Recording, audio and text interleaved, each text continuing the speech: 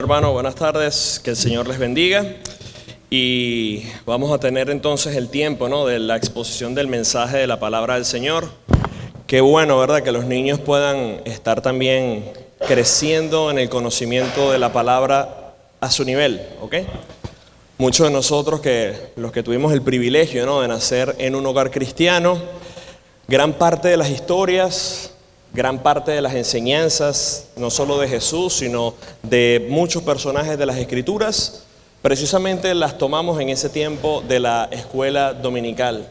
Y créanme que los niños, a pesar de que van creciendo y se van haciendo jóvenes y después llegan a ser adultos, se acuerdan de aquellos tiempos, aquellas clases con esa maestra de escuela dominical, ¿ok? Esas mujeres que con dedicación hacían lo mejor para que los niños recibieran una enseñanza que les iba a funcionar para toda la vida, ¿ok? No se trata solo de hacer un dibujo acerca de un personaje, es qué provecho, qué quiere Dios decirme con esa enseñanza. Así que de la misma forma nosotros ahora estamos aquí en esta parte del templo para ser expuestos al mensaje de la palabra del Señor. Siempre viniendo, ¿verdad? El deseo de cada cristiano debería ser: Señor, ¿qué me quieres hablar tú en este día? ¿Ok? Venimos a darle adoración al Señor y ponemos nuestras peticiones y oraciones delante del Señor, pero también es importante estar atento a lo que el Espíritu quiere hablar a la iglesia en este día, tanto para edificación de este servidor y edificación de ustedes. Cuando leímos la lectura de invocación, nos fijamos en San Lucas capítulo 17 y quiero pedirle que vuelva a citar su Biblia en ese lugar. Evangelio según San Lucas capítulo 17, y allí se va a basar nuestra enseñanza en este día. Gracias. Evangelio según San Lucas capítulo 17.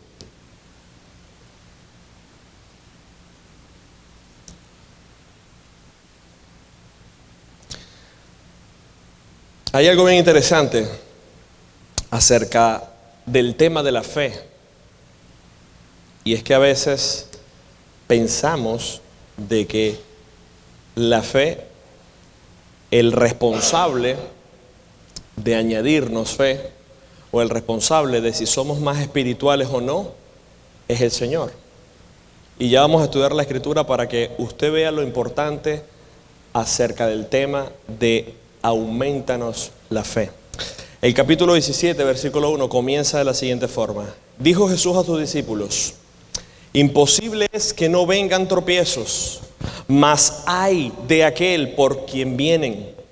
Mejor le fuera que se le atase al cuello una piedra de molino y se le arrojase al mar, que hacer tropezar a uno de estos pequeñitos. Mirad por vosotros mismos. Si tu hermano pecare contra ti, repréndele, y si se arrepintiere, perdónale. Y si 7 veces al día pecare contra ti, y 7 veces al día volviere a ti diciendo, me arrepiento, perdónale. Lo que estamos leyendo aquí, hermanos, es paralelo a lo que está en el Evangelio según San Mateo, capítulo 18. Donde precisamente Jesús está llevando a cabo una serie de enseñanzas que tiene que ver evidentemente con la vida cristiana, con la vida de piedad, y está mencionando cosas que muchos saben es difícil, no es fácil aplicarla. En el Evangelio según San Lucas, a partir del capítulo 15, Jesús comienza a dar una serie de enseñanzas en lo tocante a la salvación, pero también en cómo nosotros como cristianos debemos ir conduciéndonos, cómo actuar con esa sabiduría que la Escritura misma nos da. Y todos sabemos que el tema del perdón es un tema que es difícil lidiar con ello, porque si fuera así, en la iglesia fuera un lugar solamente de paz y de armonía. Los pastores desearían que así fuera siempre, ¿verdad? Pero aún dentro de la grey del Señor hay dificultades, hay problemas, hay roces, y siempre está la instancia, ¿no?, de recordarle a los hermanos con tanta frecuencia: hermanos, perdonen sus ofensas, perdonen sus a veces diferencias y a veces sus inmadureces espirituales. Los fuertes o los maduros en la fe, sobrellevad a los más débiles. Tenemos por todos lados consejo en la Escritura. para que nos las podamos llevar bien. Así como los padres, ¿verdad?, desearían que sus hijos, si tienen 4 o 3, fueran los mejores hermanitos del mundo y no que fuera un campo de batalla todos los días, ¿cuánto no más debería ser en el pueblo del Señor? Si todos estamos avanzando hacia el mismo rumbo. Entonces el Señor da una indicación acerca del perdón, que para ellos era algo muy fuerte, era llevarlo a un superlativo. Jesús dice, si 7 veces al día tu hermano pecare contra ti y se acerca a ti y dice, me arrepiento, perdónale. Allá en Mateo capítulo 18, Pedro se acerca al Señor y le dice, Señor, ¿cuántas veces he de perdonar a mi hermano? ¿Hasta 7? Pedro todavía llevándolo a un límite, ¿no? Demostrando que 7 ya era una señal de ser una persona muy piadosa. Y el Señor le dice, no te digo hasta 7, sino hasta 70 veces 7. O sea, mostrándole de que el cristiano debería tener siempre un corazón compasivo y misericordioso. Entonces, en base a todas estas enseñanzas que está explicando Jesús, los discípulos le dicen algo al Señor bien interesante. El versículo 5 dice, dijeron los apóstoles al Señor, aumentanos la fe. Fíjese lo que le dijeron al Señor Jesús. Señor, aumentanos la fe. Yo sé que muchas veces, cuando usted ha escuchado alguna enseñanza acerca de la fe, acerca de crecer en la fe, etcétera, muchas veces las personas lo vinculan con el tema de lograr metas personales. O porque quizás estamos pasando en una etapa en la vida en la que necesitamos dar un paso y eso requiere mucha fe. Pero muchas cosas enfocadas a lo terrenal y principalmente a nuestro propio beneficio. Es como el texto que muchos malinterpretan cuando Pablo dice, todo lo puedo en Cristo que me fortalece. Entonces alguno dice, bueno, yo voy a estudiar esta carrera y voy a ser ingeniero porque todo lo puedo en Cristo que me fortalece. Ok, si estudiamos los pasajes anteriores, usted va a ver de qué estaba realmente hablando Pablo. Entonces, de la misma manera, los discípulos le dicen aquí al Señor, Señor, aumentanos la fe. Pero a qué ellos estaban haciendo referencia. Ellos estaban entendiendo la profundidad de lo que implica la vida cristiana, tal como el Señor Jesús lo estaba mencionando. Porque el Señor Jesús habló acerca de la salvación, estaba hablando inclusive acerca del tema del divorcio. Recuérdese que en la época de Jesús muchas veces el divorcio se daba por cualquier ocasión, por cualquier situación insignificante. Y el Señor dice, lo que Dios juntó no lo separa el hombre. Pero ellos lo hacían como por cualquier excusa barata, ¿no? Entonces, debido a todas esas enseñanzas, sale esta petición para el Señor. Porque, hermanos, vivir como Jesús vivía era muy fácil verlo, pero aplicarlo era otra. Una cosa era aceptar las enseñanzas de Jesús y otra cosa es vivirla. Por eso dice, Señor, aumentanos la fe. La palabra aumentanos significa literalmente agregar a una cantidad ya existente. Los discípulos estaban reconociendo, si yo quiero seguir a Cristo, esto requiere tiempo, trabajo y esfuerzo. Y Jesús lo dejó bien claro cuando dijo, si alguno quiere venir en pos de mí, tome su cruz, niéguese a sí mismo y sígame. La vida cristiana no era cualquier cosa, no era nada más una profesión de la boca para afuera de decir, yo creo en Dios o yo tengo al Señor en mi corazón. Y vivíamos una vida desconectada de Dios y de la fe. No tenía sentido. Entonces le dicen al Señor, Señor, aumentanos la fe. Evidentemente, estos discípulos no estaban aquí haciendo referencia, hermanos, a la fe salvadora porque necesitaban comprender el Evangelio. Porque estamos hablando de que los discípulos que habían sido enseñados por el Señor, estos hombres tenían ya al Señor, ya eran creyentes. Recuérdese aquel momento cuando Pedro le dice al Señor, no voy a dejar que me lave los pies. Y el Señor Jesús, es necesario. Le dice, ya ustedes están limpios, ya ustedes son creyentes, ya ustedes son hijos de Dios, pero la limpieza continua es importante. ¿Por qué? Porque pecamos, porque ofendemos a Dios a diario.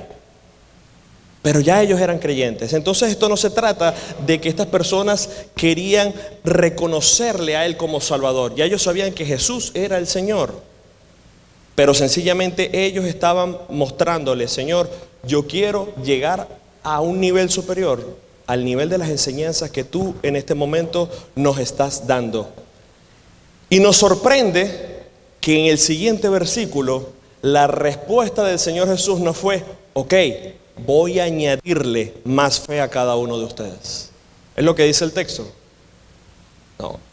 El siguiente pasaje no dice: y Jesús les dijo, voy a orar por ustedes ahora mismo y les voy a incrementar la fe. ¿Es lo que dice el texto? No. El texto dice: el Señor les dijo, si tuvierais fe como un grano de mostaza, podrías decir a este sicómoro: desarráigate y plántate en el mar, y os obedecería. ¿Qué quiso decir el Señor con esto? Pareciera que el Señor como que le está cambiando el tema, ¿no? O está respondiéndole algo diferente, pero no es así. Sencillamente el Señor les está mostrando de que para todo aquel que tenga fe, por más pequeñita que sea, es posible que esa fe se incremente y se desarrolle si es una fe genuina y está puesta en el Señor. ¿Por qué? Porque ciertamente lo que para el hombre no es posible, para Dios es posible. Y yo sé que cuando hablamos de este tema de lo que para el hombre no es posible, para Dios es posible, simplemente la gente piensa en el tema de los milagros, en cosas extraordinarias, sobrenaturales que no podemos explicar, pero aún el Señor está haciendo referencia aquí a vivir una vida que un humano común y corriente sin Dios no puede vivir, jamás. Entonces el Señor le responde a ellos: mira, si ustedes tienen una fe así de pequeñita como la de un grano de mostaza, ustedes sencillamente pueden obrar en obedecer a Dios. Solamente que hay que ejercitarla, solamente que hay que desarrollarla. Fíjese que en aquel tiempo, hermanos, de las plantas que se cultivaban y que se trabajaban en Israel, una semilla muy estimada y la más pequeña en aquel momento era precisamente la semilla de la mostaza. Y usted sabe que de ella se saca aceite, se utiliza también para condimentar, para medicina. Y lo interesante de todo esto es que el Señor está siempre ilustrándonos con un ejemplo visual para ellos de que hay gente que piensa que tiene que tener una fe súper extraordinaria para comenzar a obedecer al Señor. Y Él dice: empieza con lo elemental. Si has creído en el Señor para salvación y esa fe te ha hecho salvo, ya tienes todo para empezar, ya tienes todo para comenzar a crecer y a desarrollarte. Porque esa fe de esa semilla de mostaza, que bien pequeñita al principio, puede llegar a crecer hasta unos 3 metros de altura. Increíble. O sea, está mostrándonos que esa pequeña semilla no solamente empezó a dar fruto, sino que creció en un tamaño exageradamente diferente, ¿no?, a cuando era una semilla. Entonces muestra de que le podías decir a este sicómoro, aquí estamos hablando acerca de una planta parecida a una higuera que tenía aproximadamente entre 7 a 15 metros de altura. Pero lo interesante de esta planta es que esta planta se extendía mucho hacia los lados, ¿ok? Era una planta no tan alta, pero sí ancha, y proporcionaba gran cantidad de sombra. Era un buen lugar para las aves y aún para que las mismas personas se pudieran refugiar en él contra el calor del sol. De hecho, un árbol sicómoro fue donde se subió Zaqueo. Y recuérdese que Zaqueo era familia del pastor Guasó. Necesitaba ayuda para subirse al árbol, pero él estaba allí arriba. Zaqueo no era muy alto, pero se pudo trepar en este árbol sicómoro, porque como les digo, era un árbol que no era tan alto, pero sí era bastante vasto y daba protección. Pero lo interesante de esto es que las ramas eran muy anchas y profundas.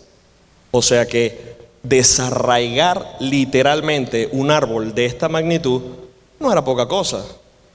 De hecho, la única manera de eliminarlo era cortando el tronco, porque arrancarlo se requería una fuerza demasiado extraordinaria. Quizás hoy con maquinarias, pero de que unos hombres se iban a poner de acuerdo para arrancarle. Pero miren que el Señor utiliza esto como ejemplo. Si su fe es tan pequeña como este grano de mostaza, ustedes pueden decirle a este árbol que parece imposible de mover: desarráigate y plántate en el mar, y os obedecería. Y usted piensa, pero ¿qué cosa es esta? No tiene sentido, porque no solamente es que se desarraigue el árbol por sí mismo, sino que se plante en el mar. ¿Cómo iba a poder seguir viviendo? ¿Cómo iba a poder seguir mostrando vida una planta que realmente no crece en el mar? No tenía sentido. Y dice, y os obedecería. O sea, se iba a llevar a cabo el cumplimiento. Entonces, lo importante de todo esto, hermanos, es que aquí el Señor está ilustrando y reflejando de que la capacidad del Señor en mostrarles a ellos de que sí era posible vivir una vida cristiana iba a partir en el deseo de querer desarrollar esa fe. No era algo automático como decir, bueno, Señor, yo voy a orar hoy para que tú me des una dosis de fe para vivir este día. O voy a orar para que tú me des una dosis durante esta semana y esto me aguante, como si se tratara de recargar la batería de un teléfono o de un auto eléctrico que después de cierto uso se va desgastando. No es ese sentido. El Señor le muestra, si ya tú eres un hijo de Dios, si ya tú has creído, porque la Escritura declara, por cuanto la fe viene por el oír y el oír por la palabra de Dios, esa fe que te ha llevado a los pies de Cristo y por la cual ahora eres un hijo de Dios, ahora tú puedes vivir como cristiano. Pero es necesario obedecer al Señor, es necesario no solo ver el ejemplo de Él, querer imitarlo y tenerlo como guía. Y os obedecerá.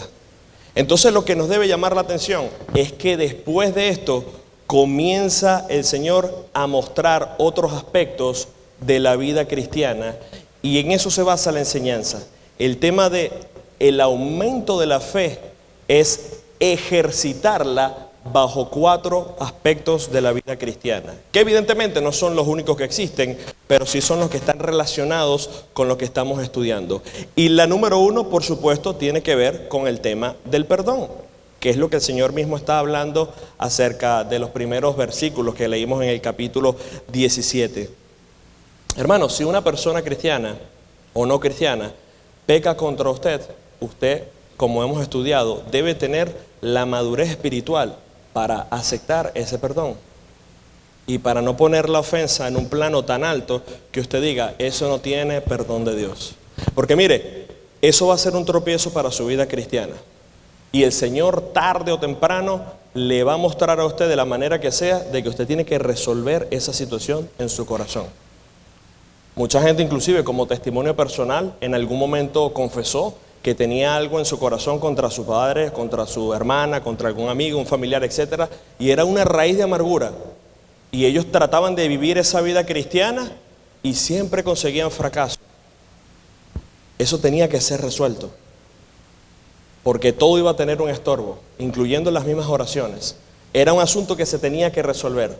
Tanto así es el tema del perdón, que aún en la participación de la cena, ¿verdad? ¿Qué dice allí el apóstol? Mira, antes de venir, antes de presentar tu ofrenda, antes de participar, ve y resuelve con tu hermano esa diferencia, ese problema. Ponte a cuentas. Y después que hayas resuelto esto, ven al Señor. Resuelve esta situación, no te quedes con ello. Y no es la primera vez, hermanos, que la Escritura habla acerca del perdón que debe existir entre los cristianos.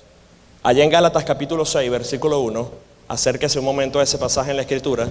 Gálatas capítulo 6, versículo 1, nos muestra cómo nosotros, si somos creyentes y más aún si decimos ser cristianos y maduros en la fe, cómo debemos actuar en caso de una ofensa. Gálatas 6, 1 dice, hermano, si alguno fuera sorprendido en alguna falta, porque eso puede pasar, ¿verdad? Recuérdense que dentro de la iglesia llegan personas que no son creyentes y necesitan escuchar el evangelio, pero también llegan personas que pueden ser creyentes pero están comenzando en la fe. Y como todo niño tropieza, y como todo que está empezando en la fe es débil y comete errores. Y la Escritura dice, vosotros que sois espirituales, Ustedes que son los que llevan 20 años en la iglesia y que deberían comportarse como hijos de Dios maduros, dice, restaurarle con espíritu mansedumbre. ¿Cuál es la actitud que usted tendría entonces si alguien se acerca a usted a pedirle perdón? Yo sabía, el Señor tenía que humillarte delante de mí. Imagínese usted. No, si no te arrodillas no lo voy a aceptar. Quizás estoy exagerando, pero a lo mejor la actitud de usted cuando está recibiendo una disculpa o le están pidiendo perdón no sea la más mansa o la más humilde. Y la cláusula que pone acá el apóstol dice, considérate a ti mismo, no sea que tú también seas tentado. ¿Ok? Porque a lo mejor en este momento tú estás del lado del que debe recibir la disculpa o perdonar la ofensa, pero otro día tú puedes ser el ofensor. Y a lo mejor la ofensa tuya va a ser más grave que la que tu hermano hizo contra ti. Y debes mostrar perdón. Debes mostrar compasión. ¿Recuerdas aquella ilustración de aquel hombre cuya deuda fue perdonada? Una deuda imposible de pagar. Pero este hombre clamó a su Señor, ¿verdad? Y el Señor, movido a misericordia, le perdonó. Y entonces después va este siervo y regresa a su casa y tenía él también un siervo que le debía una tontería. Y este hombre dijo, págame lo que me debes, págamelo, ten compasión de mí, yo te lo voy a devolver. Y ese hombre que hizo fue, agarró y lo echó en la cárcel. Y cuando se enteraron de lo que había hecho, ¿qué le dice el amo? Le dice, no, ¿por qué no hiciste lo mismo que yo hice contigo? ¿Cómo no pudiste tener compasión de otro cuando yo hice lo mismo contigo? Es esa misma ilustración. Entonces, nosotros en vez de ser o estar como jueces en medio de una situación así, restaurar con un espíritu de mansedumbre. Porque si el ofensor en verdad se está arrepintiendo, nosotros tenemos que perdonarle. Además, usted está en ese momento, hermano, ejercitando la benignidad y la misericordia. Efesios 4, versículo 32, dice Pablo, antes, sed benignos unos con otros, sean misericordiosos, perdonándonos unos a otros, como Dios también os perdonó a vosotros en Cristo. Muchas veces escuchamos alguna noticia, ¿no? Alguna noticia triste de algún hermano que a lo mejor hizo tal acto o pecó de tal manera y nos sorprendemos y diríamos, wow, ¿cómo el hermano tal pudo caer en esto? O cómo este hermano se pudo descuidar de tal modo en hacer lo otro. Pero si nos ocurriera a nosotros, si nosotros fuéramos los transgresores, allí sí, ¿verdad? Nos empezamos a acordar de los textos. Señor, grande es tu fidelidad. La Escritura dice, Señor, de que tus misericordias son nuevas cada mañana. Entonces, cuando nosotros somos los transgresores, allí sí suplicamos al Señor toda la compasión y la bondad para nuestras vidas.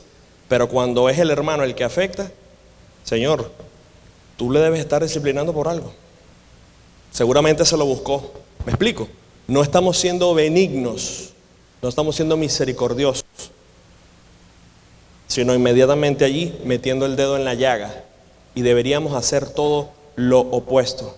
Mateo capítulo 5, versículo 43 al 48, parte de las enseñanzas, no en el mismo momento, pero parte de las enseñanzas que Jesús muestra en un nivel alto y que por eso los discípulos dijeron, Señor, aumenta la fe de modo que yo pueda vivir a este nivel. Señor, increméntala porque para vivir a ese nivel se requiere realmente estar lleno de ti.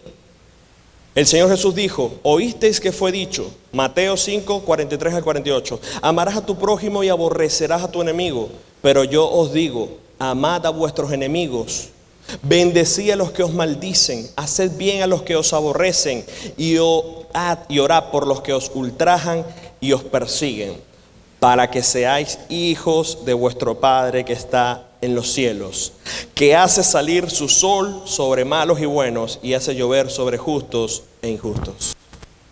El Señor concluye, porque si amas a los que aman, ¿qué recompensa tienen? ¿No hacen también así los publicanos? ¿Acaso el mundo no ama a los que le aman? ¿Acaso el mundo no está con los que se la lleva bien con ellos, con los que aplauden su estilo de vida? Eso lo hace el mundo, no hay nada de extraordinario. Pero de que usted bendiga al que le esté maldiciendo, ¿ok? De que usted perdone, aunque no sea culpable, la ofensa de su prójimo, eso es vivir a la altura que el Señor demanda. Entonces el tema del perdón, hermanos, es algo que está siempre tratado en la Escritura. Un cristiano, si dice que ama al Señor y que refleja el carácter de Cristo, como dice la primera carta a Corintios capítulo 13, dice: el amor es sufrido, el amor es benigno y no tiene envidia, es jactancioso, dice, no busca lo suyo, no se irrita, no guarda rencor. Por eso, si en este día, hermano, hay algún área en su vida en la que usted tiene que trabajar y ponerlo en las manos del Señor o resolver con alguien, hágalo. No deje que siga pasando el tiempo. A lo mejor usted mismo está incomodado con un asunto que su hermano no sabe que le ofendió. Hable con ese hermano, pero no se quede con eso atesorado allí en su corazón. Entonces, el tema del perdón sería el primer aspecto en la vida cristiana, porque el mundo no actúa así. Lo hemos hablado en otras ocasiones, ¿verdad? Si alguien hace algún mal, ¿qué le dice a esa persona? Bueno, yo voy a actuar peor. Ah, tú me hiciste esto, yo voy a hacer ahora algo 7 veces peor que tú. Así actúa el mundo. ¿No se acuerdan de Nabucodonosor? Ah, tú me estás retando, calenta el horno 7 veces más. Así actúa el mundo. ¿Ok? Vamos a hacerte más daño. Pero usted, si es cristiano, no debería pensar así. Pero aparte de eso, hablamos acerca de la fidelidad. ¿A qué nos referimos? Fíjese, el deber del siervo. Estamos en Lucas 17, vamos a continuar ahora la lectura a partir del versículo 7. San Lucas 17, pero ahora a partir del versículo 7. Y voy a leer hasta el versículo 10. Dice: ¿quién de vosotros, es una pregunta que está haciendo el Señor, teniendo un siervo que ara o apacienta ganado, al volver él, es decir, el amo, del campo, le dice: pasa, siéntate a la mesa? No le dice más bien: prepárame la cena, cíñete y sírveme hasta que haya comido y bebido, y después de esto come y bebe tú. Hace otra pregunta: ¿acaso da gracias al siervo porque hizo lo que se le había mandado? Pienso que no. Así también vosotros, cuando hayáis hecho todo lo que os ha sido ordenados, decid: siervos inútiles somos, pues lo que debíamos hacer, hicimos. Entonces, lo que el Señor aquí nos está mostrando es que la vida cristiana, así como la vida de un siervo, se manifiesta porque está cumpliendo su responsabilidad, su rol. Es decir, el amo no iba a galardonar o darle un premio al siervo que tenía que hacer su trabajo cotidiano. Es como que usted aplauda a un cajero automático porque sacó dinero de su cuenta. ¿Acaso el dinero no es de usted? Y entonces usted dice: gracias, cajero automático, porque me diste el dinero que te pedí. Pero esa es la función del cajero. Entonces, lo mismo que está mostrando acá en la ilustración es el siervo que atiende a su amo, ¿ok? Cumple con su rol, con su responsabilidad. Y eso no debe ser una mera jactancia de los siervos, de decir: mira, yo hice mi trabajo, yo debería estar en un puesto de más prominencia, o debería ser reconocido, o este amo todo el tiempo, mira cómo lo atiendo y al final nunca me trata bien. Tenemos el espíritu del hermano del hijo pródigo, ¿verdad? Yo siempre he estado contigo y yo siempre he hecho lo bueno y no me fui como tu otro hijo a gastar y a desperdiciar las cosas, y nunca me has dado un cabrito para disfrutarla con mis amigos. No es ese espíritu. Dice el Señor: decid, siervos inútiles somos, pues lo que debíamos hacer, hicimos. Entonces, hermanos, la fe que no resulta en fidelidad no va a realizar la obra de Dios. Es bueno tener fe, hermanos, para hacer precisamente lo que es difícil y para lo que parece imposible. El Señor Jesús nos ha encargado, ¿verdad?, con todo lo que vemos en la palabra del Señor, de que buscaba siervos que fueran precisamente fieles. Él se había dado como el mayor ejemplo de servicio, el cual se despojó a sí mismo. ¿Ok? Y se humilló. No solamente, hermano, usted solamente piensa: se hizo hombre. Ok. pero no cualquier hombre. O sea, Jesús no vino a este mundo y nació en una cuna real, ¿ok? No nació lleno de riquezas. Aún su semblante no era el del hombre más atractivo, porque la Escritura declara inclusive sin atractivo, sin hermosura. Entonces, dentro de la misma raza humana, se humilló y vivió como siervo. Y lavó los pies de los discípulos y comía junto a publicanos y pecadores. Eso lo hizo el creador de este mundo, en quien Él subsisten todas las cosas. Entonces me dice usted a mí que si Jesús, el mayor ejemplo por excelencia, lo hizo, nosotros quiénes somos para rehusarnos y a no mostrar una fidelidad en todos los aspectos de la vida. Hermano, es sencillamente tener la actitud apropiada para un servicio cristiano, porque usted quiere hacer la voluntad del Señor. ¿Ok? Estamos aquí como una congregación local y sin importar, hermano, lo que usted haga, hágalo como para el Señor, no como para los hombres. Y no trate en ninguna manera de vanagloriarse o jactarse por lo que está haciendo. Hágalo todo con un corazón sumiso, entendiendo, yo estoy sirviendo al Señor. Yo soy un instrumento en las manos de Dios. Yo soy un vaso de barro en las manos del alfarero. O sea, el único que merece la adoración, la honra, la gloria es Él, no yo. Nuestros ojos no pueden estar puestos en el hombre, sino en Jesús, precisamente el autor y consumador de la fe.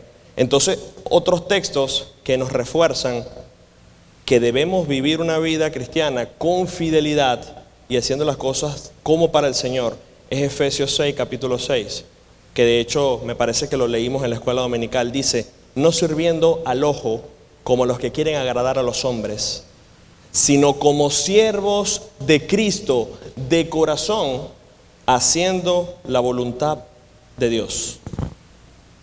Haciendo la voluntad de Dios. Por allí el apóstol Juan escribe, si ustedes afirman que me aman, es decir, el Señor, si me amáis, guardad mis mandamientos. Guardad mis mandamientos y hacerlo, hermano, con un corazón agradecido, con contentamiento, con alegría. No como alguien que hace algo forzado, como que carga tan pesada es esta, qué tedioso es esto, oh, qué fastidio otra vez venir a la iglesia. No pensando así. En la primera carta de Juan, capítulo 5, versículo 3, dice, pues este es el amor de Dios, que guardemos sus mandamientos, y sus mandamientos no son gravosos. Oh, qué fastidio hacer la voluntad de Dios, pensarán algunos. Pero ¿acaso esto no es lo que trae bendición y vida eterna?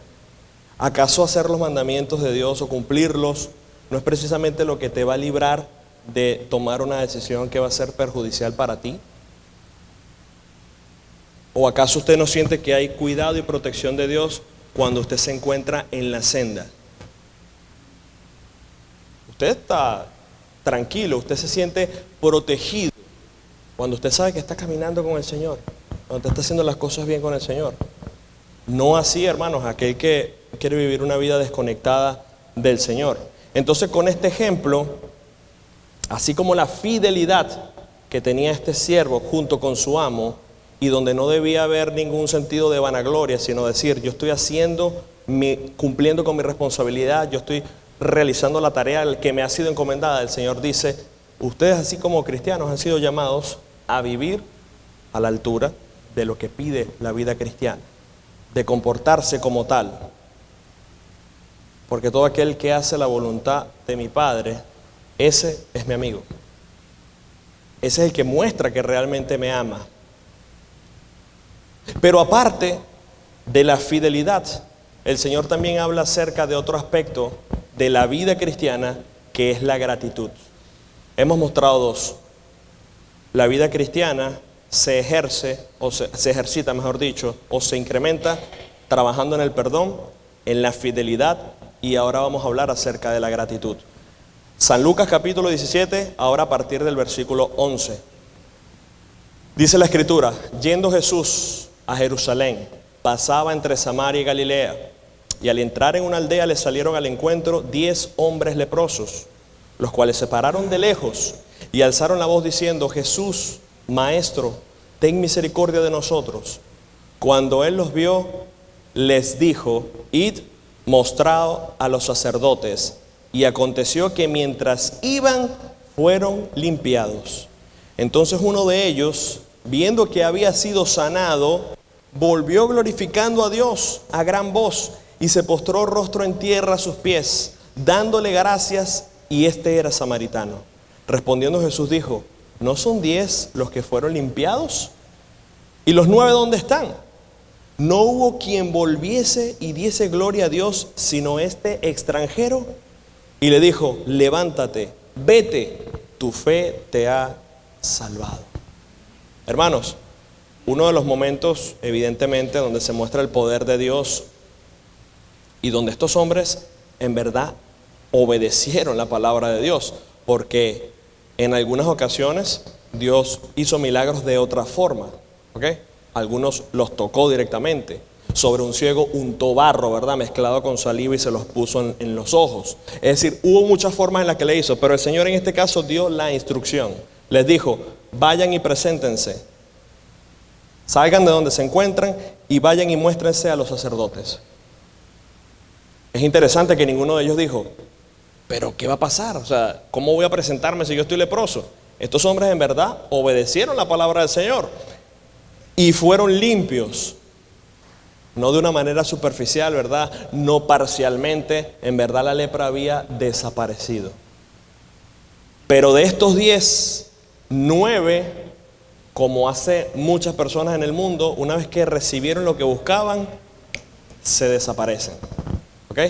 ¿Cuánta gente no conocemos nosotros, familiares, conocidos, que están pasando por un momento de dificultad y como sabe que usted es hijo de Dios, o usted sabe que usted es creyente, le dice: mira, yo no soy creyente, pero yo sé que tú vas a la iglesia y tú oras. Oye, por favor, pon en oración allí a mi familia o a mi hijo X.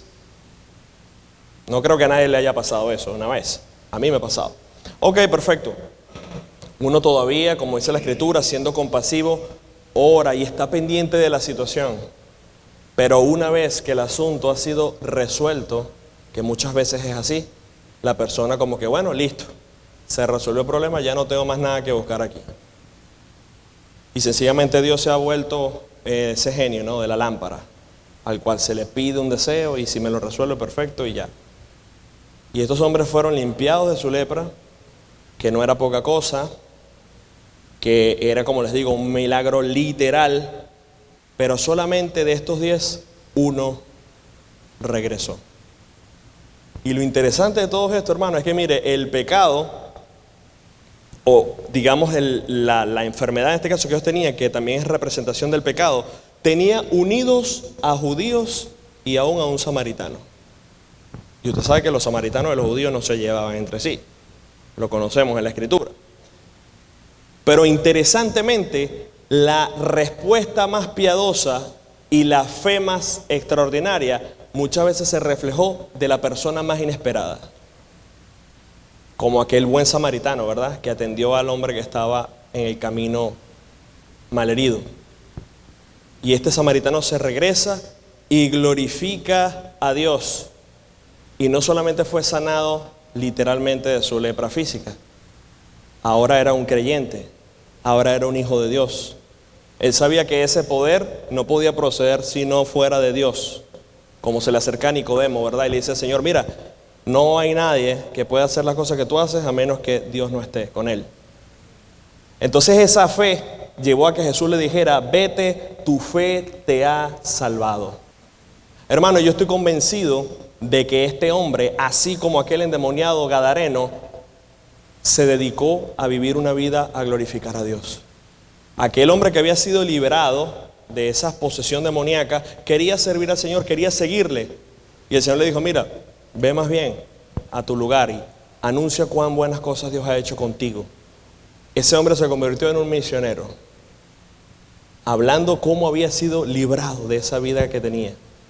Y este hombre también, o sea, todas las personas que habían creído genuinamente en el Señor y habían sido salvas, estaban después certificando, mira, soy lo que soy hoy por la obra que hizo Cristo en mi vida. El Señor me salvó, el Señor me rescató. Ahora quiero vivir para Él. Y una vida, hermanos, de gratitud. Fíjense que Jesús dijo, no hubo quien volviese y diese gloria a Dios más que este. Entonces, es interesante porque la Escritura nos muestra, hermano, como hijos de Dios, nosotros tenemos que vivir una vida en constante agradecimiento al Señor. Sin importar, hermano, las vicisitudes, como he dicho, y los problemas. Y no es que usted se haga de la vista gorda de los problemas, sino que usted sabe, hermanos, que ya el mayor problema que usted y yo teníamos, ya Cristo lo resolvió. ¿Ok? La tragedia más grande que a usted le puede pasar no es que usted tenga que salir del país, ni que le pase una enfermedad como un cáncer. No, es morir sin Cristo, pero usted ya tiene a Cristo. Ya usted sabe dónde va a ir cuando parta de este mundo. No sabe cuándo el Señor viene, pero sí sabe si el Señor viene por usted. Entonces esa confianza es suficiente para vivir una vida agradecida. Salmo 107, versículo 8 dice, alaben la misericordia de Jehová y sus maravillas para con los hijos de los hombres. Bendito sea el Señor, ¿verdad? Que ha permitido que su palabra se siga propagando en el mundo. Miren, muchos vinieron a este país buscando el sueño americano y sin ellos buscarlo, o mejor dicho, sin tener eso en mente, en este país el Señor los rescató. Qué bonito. He conocido muchos casos así, de personas que se vinieron de sus países tratando solamente de tener una mejor calidad de vida o darle un mejor estilo de vida a su familia, y aquí conocieron al Señor y se entregaron a la obra, y muchos de ellos inclusive están pensando, ahora yo voy a salir y voy a ir a mi tierra. Voy a regresar de donde Dios me sacó para llevar el evangelio. Muchos misioneros, muchos pastores han creído, se han formado aquí y se han regresado a sus países. Es la obra del Señor, es vivir con una vida de gratitud, diciendo, Señor, no me voy a quedar con esto. Debo compartir el evangelio, debo hacer discípulos, debo llevar el evangelio de salvación. Y los salmos, bueno, hermanos, son cánticos que si usted lo va leyendo, ¿verdad?, va a darse cuenta de cómo el Señor muestra por medio de su palabra que dentro de usted y de mí debería brotar, debería emanar cánticos, signos que glorifiquen y exalten al Señor. Este último himno que estamos cantando, hablando de que el Señor sea nuestro guiador. Y por supuesto, exalta toda la obra que el Señor ha hecho en nuestras vidas. Me guía a Él, me guía a Él. Oh, cuánto amor me guía a Él. Todo hijo de Dios, hermano, debe cultivar la gracia de la gratitud. Significa tener un corazón agradecido al Señor, porque no todos fueron agradecidos. No todos fueron agradecidos con el conocimiento que Dios les permitió tener acerca de Él. Fíjense que precisamente la falta de gratitud o ser mal agradecidos llevó a muchos a perderse en sus razonamientos, a pervertirse más. Porque las personas que Dios había puesto en ese momento como un faro de esperanza fueron rechazados, se burlaban de ellos. En los tiempos, mencionábamos, creo que la semana pasada, de Enoc. Dice la Escritura, Enoc caminó 300 años con el Señor, pero durante todo ese tiempo no se encargó, no cerró la boca de hablar de las consecuencias que iba a venir para aquella generación que estaba viviendo impíamente. Pero él era un testimonio viviente de que se podía caminar con Dios, aún en esos tiempos de dificultad. Pero el testimonio de Enoc no fue suficiente. Y se levantó otro hombre justo, que fue Noé, ¿verdad? Y Noé estuvo allí construyendo esa arca y fue pregonero de justicia. Y era un faro de esperanza para su generación. ¿Y qué hacían los hombres? Se burlaban, lo ignoraban. ¿Qué no le dirían? Yo creo que la palabra loco sería lo más tonto que pudiesen haber dicho, ¿verdad? ¿Qué no le hubiesen dicho? Pero Romanos capítulo 1, versículo 21 declara, pues habiendo conocido a Dios, no le glorificaron como a Dios, ni le dieron gracias. No recibieron la revelación que Dios había permitido que el hombre tuviera. sino que se envanecieron en sus razonamientos y su necio corazón fue entenebrecido. Pensaban que no necesitaban de Dios, creían que ellos eran autosuficientes. Es como que dijeran, no me interesa quién es Dios, yo prefiero vivir mi vida a mi manera. Y ahí vinieron las consecuencias. El mundo sigue siendo un caos, pero de esta manera el mundo se ha pervertido cada vez más, ¿no? Pensando la alternativa de vivir como si Dios no existiera. Pero así, aunque así vive el mundo, usted y yo como cristianos debemos hacer precisamente todo lo opuesto. Hermano, y cuando digo de gratitud, no es solamente que usted ore cuando va a comer, que yo sé que eso es bueno hacerlo. Es un buen principio de reconocer que lo que estamos comiendo es por la misma bondad del Señor, porque es el que nos provee, es el que nos sustenta, el que nos da la fuerza para salir a trabajar. Toda bendición nos las ha dado Él. Pero hablamos en todas las áreas de mi vida. ¿Okay? Vamos manejando quizás nuestro trabajo. Qué desgracia tener que volver a ir al trabajo, y es lunes y qué fastidio. Y a lo mejor nos comportamos de esa forma, ¿verdad? O a lo mejor usted va y va a comer y abre la nevera y ve que nada más hay arroz y pollo. Fastidio, otra vez más de lo mismo. Agradecido en todo tiempo, hermano. En este trabajo no me tratan bien y me maltratan, etcétera. Agradecido, gozoso. El Señor quiere que seamos diferentes a los del mundo. Y como cuarto punto, el Señor habló acerca de la preparación. ¿Preparación en qué aspecto? Bueno, hermanos, en vivir sabiendo de que nuestra venida está más cerca que cuando creímos. De vivir, como lo mencionábamos, ¿no? Que el Señor no nos encuentre ociosos, nos encuentre divagando en cualquier cosa que no sea en la vida cristiana, en el ejercicio de la fe cristiana, en, por supuesto, publicar las verdades del Señor, en compartir el Evangelio. Mire, tenemos ese chat de evangelismo personal y allí semanalmente, salvo algunas eventualidades quizás como el clima u otras cosas, todos los sábados instamos a los hermanos, vamos a evangelizar, vamos a entregar tratados. Y hay 4 líderes, y de hecho lo hacemos así para que la mayor parte de personas se integren, porque es verdad, a lo mejor usted no puede estar todos los sábados, pero al menos una vez al mes puede. Y estamos ya casi en septiembre, y lamentablemente dentro de la iglesia, la gran mayoría no ha puesto el pie en un evangelismo. La gran mayoría. Entonces usted dice, bueno, hermano, es que entienda, hermanos, cuente cuántos sábados tiene el año. ¿Cuántos sábados tiene el año? Usted va a decir que todos los sábados siempre estuvo ocupado exactamente en el tiempo en que había evangelismo. Y esto sencillamente, hermano, es una exhortación que hay que hacer para que usted diga, oye, es verdad, o sea, en este año 2025, ¿qué he hecho yo con este llamado que es para todos? Esta exhortación que es para todos. Y Dios bendiga a los hermanos que lo están haciendo, porque hay hermanos que son fieles y asisten y lo hacen con amor, amén. Y hay otros que quizás no lo están haciendo con la congregación, pero lo están haciendo en su casa. Pero no todo el mundo me pide mis tratados. Unos que otros sí, pero otros como que si eso no fuera conmigo, como si esto es del pastor y de los diáconos o de los líderes de evangelismo o con otros hermanos. Sin saber que precisamente ese contacto es la que ha llevado a que muchas personas que hoy en día se están congregando aquí hayan conocido el evangelio. De hecho, la chica que está en el fondo fue un contacto con el hermano Raúl en una entrega de evangelismo en una de las tiendas. ¿Cómo es su nombre? Yarixa.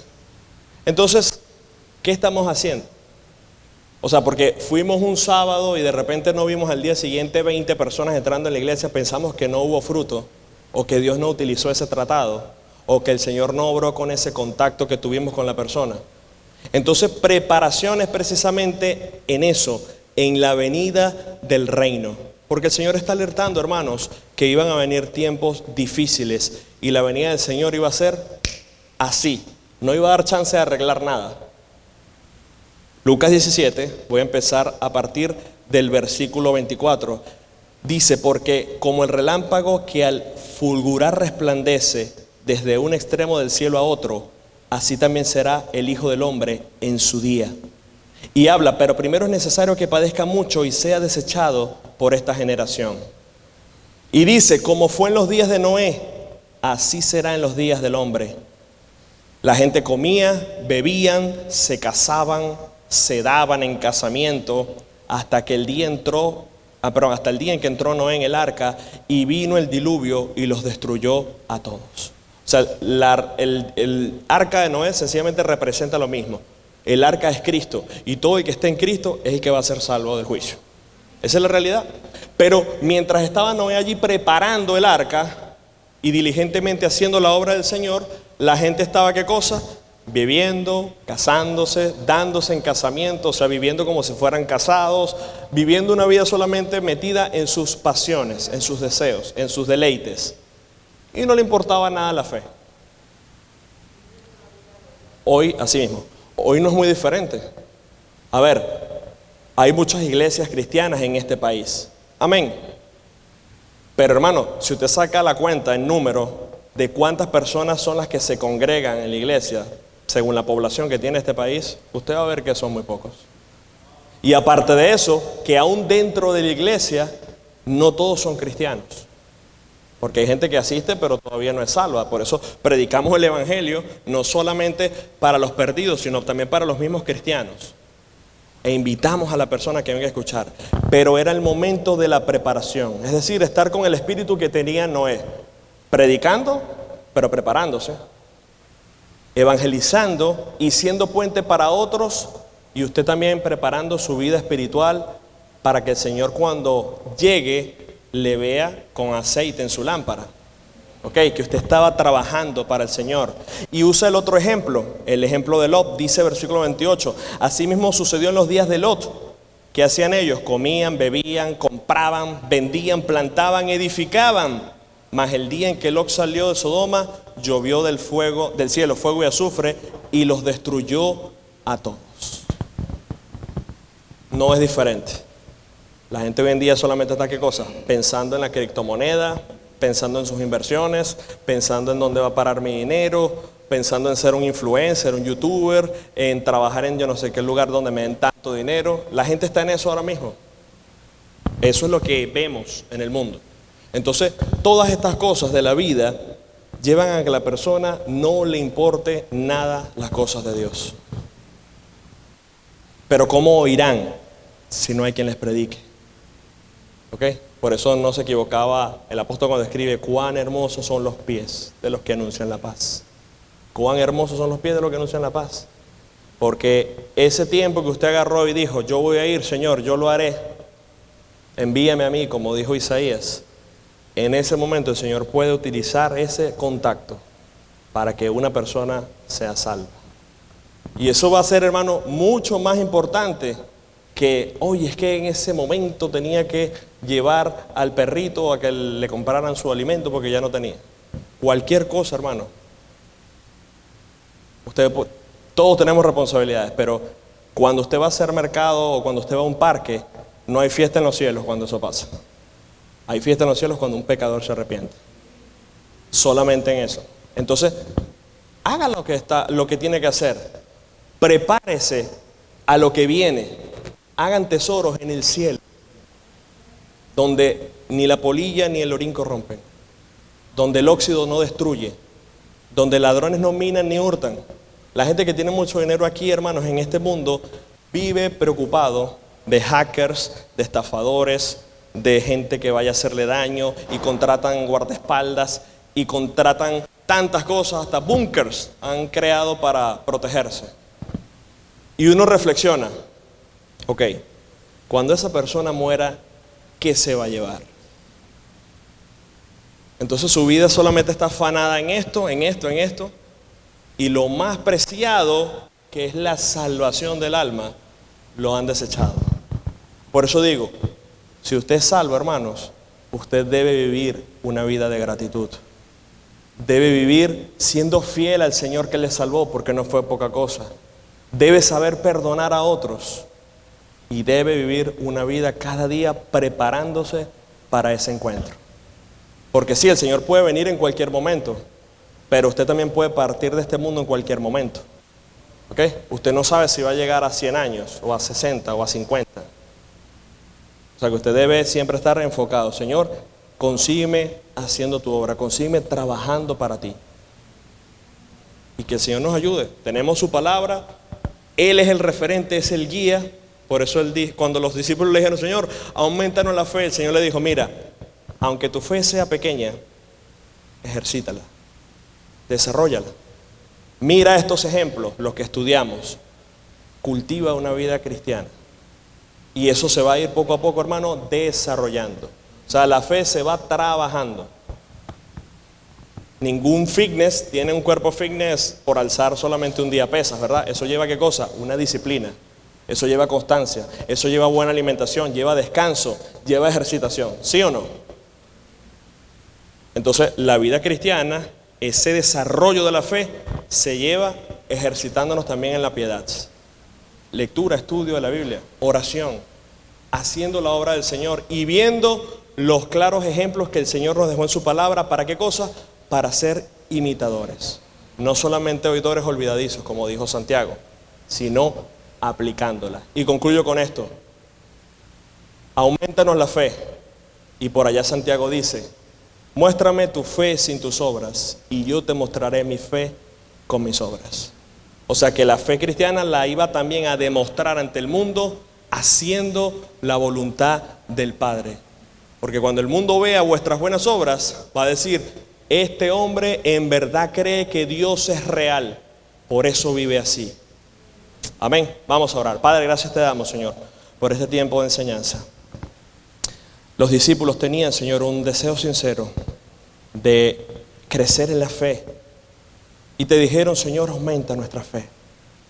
Gracias, Señor, porque en tu palabra vemos como guía a nuestro Señor Jesús, dándonos no solamente las enseñanzas, sino el modo de vida, la forma en cómo mostró su compasión, su benignidad, su misericordia, cómo tuvo que hablar la verdad, cómo tuvo muchas veces que confrontar también con la verdad, para que las personas pudieran venir al arrepentimiento.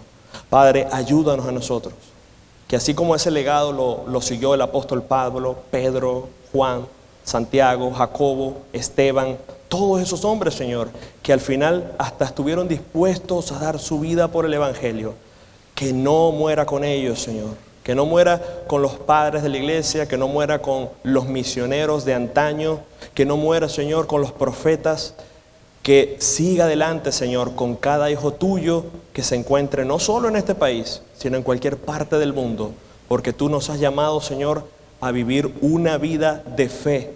Y nosotros tenemos que trabajar, Señor, en ejercitarla. También te pido, Señor, que si dentro de este lugar hay alguien, Señor, que no te conoce, que tú puedas obrar, Señor, por medio del poder de tu palabra, para que la persona entienda la necesidad de ti para salvación.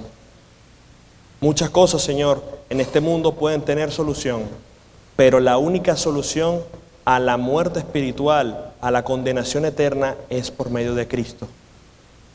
Tú declaras en tu palabra, yo soy el camino, la verdad y la vida. Nadie viene al Padre sino por mí. Y en ningún otro hay salvación, porque no hay otro nombre bajo el cielo dado a los hombres en quien podamos ser salvos. Porque de tal manera amó Dios al mundo, que ha dado a su Hijo unigénito, para que todo aquel que en Él crea no se pierda, mas tenga vida eterna. Oh Señor, ten misericordia y permite que podamos venir a tus pies, Señor, habiendo entendido tu santa palabra, Señor. Y a los que somos creyentes, ayúdanos, Señor, a que no sea una enseñanza más, a que no sea una predicación más, a que podamos, Señor, abrazar estas verdades y decir, Señor, heme aquí, envíame a mí. Decir, Señor, he aquí tu siervo, haz conmigo lo que tú quieras. Señor, ayúdanos, Padre, a aprovechar el tiempo, Señor, porque estamos viviendo tiempos finales. Recibe, Señor, toda la adoración y lleva con bien a cada uno de mis hermanos. Te lo pido en el nombre del Padre, del Hijo y del Espíritu Santo. Amén.